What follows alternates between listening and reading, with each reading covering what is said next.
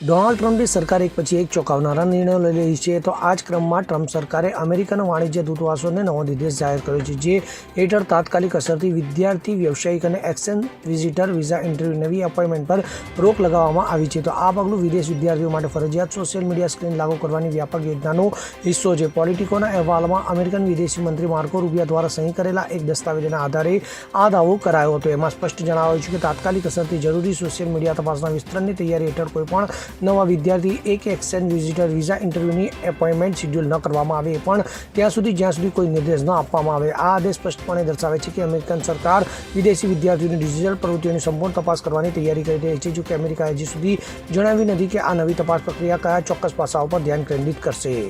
Bureau report, CN24 news.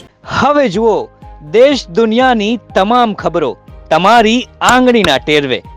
ઉઠાવો mobile અને Google play store પરથી ડાઉનલોડ કરો અમારી CN24 ન્યૂઝ મોબાઈલ એપ.